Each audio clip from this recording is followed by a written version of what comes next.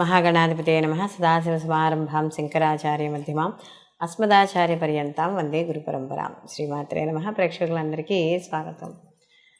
మనకి కొత్త సంవత్సరంలో మనకి ఇంచుమించు సంవత్సరం మొదలైన 4 రోజులకి ఈ రవి మార్పు అనేది కనపడుతోంది మనకి. అంటే ఏప్రిల్ 13వ తారీఖున రవి గ్రహము ఇక్కడ మేషరాశిలోకి సంచారం, అంటే ఆయన ఉచ్చ స్థితిలోకి సంచారం చేయడం అనేది జరుగుతుంది.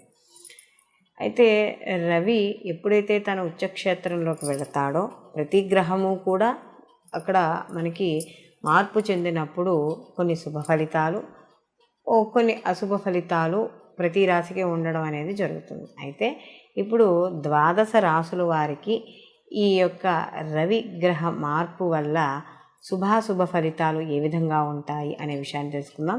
అలాగే ఈ 12 రాశుల వారికి కూడా ఎటువంటి ఏవైనా అంటే వాళ్ళకు ఉండే దోషాలను అనుసరించి వాళ్ళు ఇటువంటి రెమెడీస్ని పాటించడం ద్వారా వాళ్ళకి అనుకూలమైన ఫలితాలను పొందుతారు. ఇలాంటివన్నీ కూడా మనం ఇప్పుడు ఈ వీడియోలో తెలుసుకుందాం. ధనుస్సు రాశిలోకి మూల 1, 2, 3, 4 పాదాలు, అలాగే పూర్వాషాఢ 1, 2, 3, 4 పాదాలు, ఉత్తరాషాఢ 1వ పాదము ధనుస్సు రాశిలోకి వస్తాయి. ధనుస్సు రాశి వారికి కానీ చూసుకుంటే ఇక్కడ మనకి వీళ్ళకి ఈ యొక్క రవి యొక్క సంచారం కానీ చూసుకుంటే పంచమ స్థానంలో సంచారం చేయడం అనేది జరుగుతుంది. అదే ఇదే సమయంలో పంచమంలో గురువు యొక్క సంచారం కూడా నడుస్తుంది. కాబట్టి కాస్త ఆరోగ్య విషయాల్లో జాగ్రత్త, మానసిక విషయాల్లో ప్రశాంతత అనేది తప్పనిసరిగా వీళ్ళు ఏర్పరచుకోవాలి. అలాగే ఇక్కడ బంధువులతోనూ మిత్రులతోనూ కాస్త ఖర్చులు ఏర్పడడం, వాళ్ళ వల్ల కాస్త తగాదాలు ఇలాంటివి కూడా ఏర్పడే అవకాశం అనేది ఎక్కువగా కనపడుతోంది. కాబట్టి అలాంటి విషయాల్లో కొద్దిగా జాగ్రత్త వహించాలి. అలాగే కొంత అతిగా ఆలోచించడం అనేది తగ్గించుకోవాలి. కాస్త మైగ్రేన్ ఇలాంటివి ఎక్కువగా ఉంటాయి. క్రియేటివిటీ రంగాల్లో ఉన్న వాళ్ళకి, రాజకీయ రంగాల్లో ఉన్న వాళ్ళకి కాస్త కొంచెం వాళ్ళకి ఈ వచ్చే అవకాశాలు అనేవి తగ్గుముఖం పట్టడం, లేదా వాటిని సద్వినియోగపరచుకోలేకపోవడం, ఇలాంటివన్నీ కూడా ఇక్కడ మనకి కనపడుతూ ఉంటాయి. అలాగే ఏదైనా ఒక పనిని చేసేటప్పుడు ఆ పనిలో ఒక స్థిరమైన బుద్ధి, అంటే ఏదైనా ఒక పని చేసినప్పుడు ఆ పని మీద రకరకాల అభిప్రాయాలు రావడం, ఏ పని స్థిరత్వంగా చేయలేకపోవడం, ఇలాంటివి కాస్త కనబడుతూ ఉంటాయి. కాబట్టి అలాంటి విషయాల్లో కాస్త జాగ్రత్త వహించుకుంటే సరిపోతుంది. అలాగే ఇక్కడ శారీరకంగా కొంత ఉన్న వాతావరణ పరిస్థితుల వల్ల కావచ్చు, ఏదైనా సరే కొంత దేహం నీరసించబడ్డం అనేది జరుగుతుంది. కాబట్టి ఇక్కడ శారీరక దృఢత్వానికి కొంచెం నియమాలు పాటించడం ఇలాంటివన్నీ కూడా చూసుకోవాలి. మొత్తం మీద ఈ రాశిలో ఎవరైతే ఉన్నారో వాళ్ళందరికీ కూడా పంచమంలో ఉన్న రవి అంత శుభ ఫలితాలను ఇవ్వకపోయినా సాధారణమైన ఫలితాలను ఇవ్వడం అనేది జరుగుతుంది. కాబట్టి వీళ్ళు మరిన్ని మంచి ఫలితాలు పొందడానికి ప్రతిరోజు కూడా ఇక సూర్యభగవానుకు సంబంధించిన 12 నామాలని చదువుకోవడం, అదే నవగ్రహ ప్రదక్షిణాలు చేసుకోవడం, గుళ్ళోకి వెళ్ళి నవగ్రహ ప్రదక్షిణ, సూర్యభగవానుడు కూడా ఉంటాడు కదా, ప్రదక్షిణాలు చేసుకోవడం, గోధుమలు నానబెట్టి ఇక్కడ ప్రతి ఆదివారము, ఈ మాసంలో వచ్చే ఆదివారం 4 ఆదివారాలు కూడా గోధుమలు నానబెట్టి గోవుకు తినిపించడము. అలాగే ఈ యొక్క మనకి ఏదైనా మన గోధుమలతో తయారు చేసే వంట ఏదైనా సరే, అంటే ఇప్పుడు హల్వా లాంటిది కానీ, చపాతీలు కానీ ఇలాంటివి ఏవైనా సరే ప్రసాదంగా పంచిపెట్టడం, లేదా ఎవరైనా లేని వాళ్ళు ఎవరైనా అంటే మీ శక్తి కొలది, మీరు ఒక్కరికే వదలుచుకున్నారా, ఇద్దరికే వదలుచుకున్నారా అన్నది మీ ఇష్టం. లేని వారికి కాస్త ఈ గోధుమలతో చేసిన వంటకాన్ని ఏదైనా సరే ఇవ్వడం, ఇలా చేయడం ద్వారా ఆ సూర్యభగవానుడి యొక్క అనుగ్రహం అనేది పొందడం అనేది జరుగుతుంది. అయితే మనం ఇప్పుడు 12 రాశుల్లో మనకి ఏ రాశికి ఆ రాశి గురించి రవి యొక్క మార్పు గురించి చెప్పుకున్నాం. మారడం వల్ల అసలు సహజంగా రవి ఆత్మకారకుడుగాను, అలాగే రవి గ్రహాల్లో కల్లా రాజుగాను చెప్పడం అనేది జరుగుతుంది.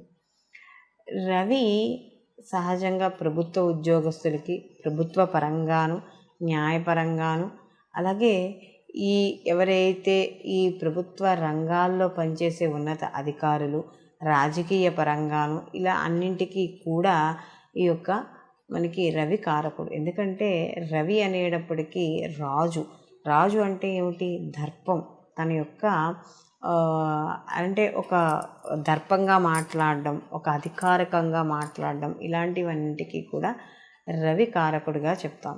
అందులో రవి ఇప్పుడు మనకి ఉచ్చ స్థితిలోకి వెళ్ళాడు. అంటే రవి ఎప్పుడైనా ఉచ్చ స్థితిలో ఉన్నప్పుడు, అదే ఉచ్చ స్థితిలో మనకి జన్మజాతకంలో కూడా రవి ఉచ్చలోనే ఉన్నాడు అని అనుకున్నప్పుడు ఎలా ఉంటుంది అంటే, ఎక్కువగా ప్రభుత్వ రంగాల్లో వీళ్ళు రాణించడం అనేది జరుగుతుంది. అంటే ప్రభుత్వపరమైన ఉద్యోగాలు ఎక్కువగా చేయడం, అంటే జాతకంలో కూడా రవి ఉచ్చులో ఉండి ఆ లగ్నానికి యోగకారకమై ఉండి, లేదా ఆ లగ్నానికి మిత్రుడై ఉండి కాస్త ఉన్న స్థితి బాగున్నప్పుడు ఖచ్చితంగా ఆ యొక్క ప్రభుత్వ రంగానికి సంబంధించిన ఉద్యోగాల్లో కానీ, రాజకీయ పదవుల్లో కానీ వాళ్ళు ఉండడం అనేది జరుగుతుంది. అంటే రాజకీయ పరంగా కూడా వాళ్ళకి పేరు ప్రతిష్టలు ఎక్కువగా ఉండడం అనేది జరుగుతుంది. అదే ఈ యొక్క జాతకంలో కానీ ఈ యొక్క రవి ఉచ్చస్థితిలో ఉంటే, మగపిల్లవాడికి కానీ పుట్టిన సమయానికి ఉచ్చస్థితిలో కానీ ఉంటే ఆ తండ్రికి బాగా కలిసి వస్తుంది అని చెప్తారు. అందుకనే చూడండి, ఎవరైనా కొంతమంది మగపిల్లలు పుట్టంగానే తండ్రికి ప్రమోషన్లు కానీ, లేకపోతే ఏదైనా ఉద్యోగం మారడం కానీ, అంటే జీతం పెరగడం కానీ ఇలాంటివి ఎక్కువగా కనబడుతూ ఉంటాయి. లేదా ఏదైనా తరతరాల నుండి వచ్చే ఆస్తుపాస్తులు కలిసి రావడం కానీ ఇలాంటివి మనకి చూస్తూ ఉంటాం. కొన్ని జాతకాలలో మా అబ్బాయి పుట్టంగానే మాకు కలిసి వచ్చిందండి అని చెప్తూ ఉంటారు.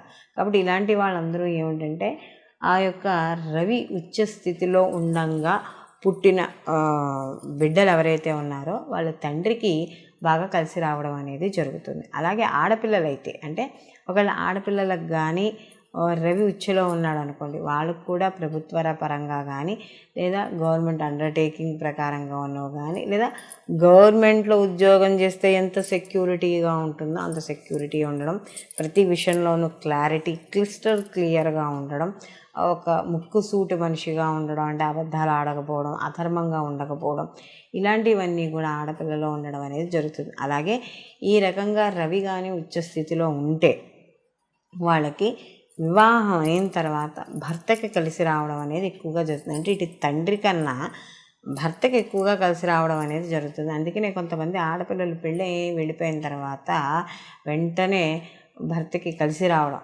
అంటే ఉద్యోగాల్లో మార్పులు, మంచి కలిసి రావడం, వ్యాపారంలో కూడా కాస్త కలిసి రావడం. చూడండి, ఆ ఇంటి లక్ష్మి అండి ఆవిడ, ఆ అమ్మాయి వచ్చిన తర్వాతే కలిసి వచ్చింది అని చెప్తారు. కాబట్టి ఇవన్నీ కూడా మనకి రవి జన్మజాతకంలో ఉచ్చులో ఉన్నప్పుడు కలిగే పరిణామాలుగా మనం చెప్పుకోవచ్చు.